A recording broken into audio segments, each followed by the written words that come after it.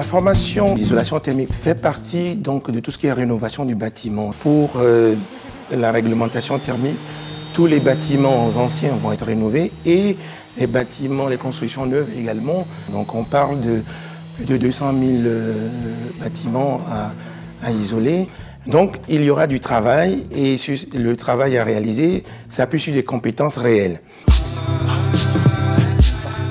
Sur la formation d'isolation, on part sur deux principes, l'isolation par l'intérieur et l'isolation par l'extérieur, avec la problématique d'étanchéité à l'air sur le bâti.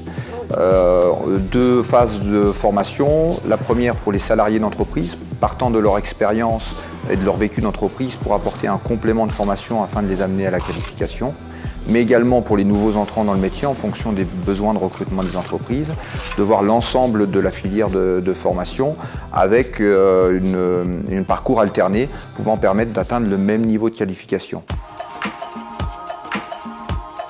On y trouve des gestes par l'isolation par l'intérieur avec un isolant, notamment pour les combles, avec le système de pare-vapeur et de ventilation couplée, mais également beaucoup sur la partie du marché qui est la plus importante sur la rénovation énergétique, sur l'isolation thermique par l'extérieur, avec l'apport d'un isolant sur les parois extérieures, naturelles ou polystyrène, avec une finition d'un enduit venant couvrir l'ensemble du revêtement.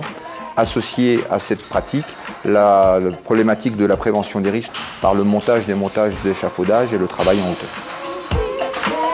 Pour l'entreprise qui veut gagner des parts du marché, l'entreprise doit être reconnue Grenelle de l'environnement, RGE. Dans ce cadre-là, il y a un processus de labellisation au titre de Qualibat. Et le Qualibat permet de reconnaître l'entreprise comme l'entreprise ayant la maîtrise de la réglementation et surtout reconnu comme ayant formé ses salariés.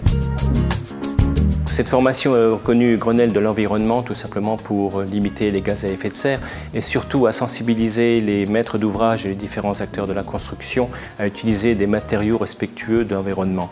Je parlerai bien sûr de la laine de bois, des briques de terre cuite, des produits naturels donc qui vont améliorer le cadre de vie des clients et surtout limiter leur consommation d'énergie. Et un client qui consomme moins d'énergie fait des économies et améliore son pouvoir d'achat. Voilà dans quelle philosophie il faut comprendre le principe de la rénovation énergétique dans sa globalité.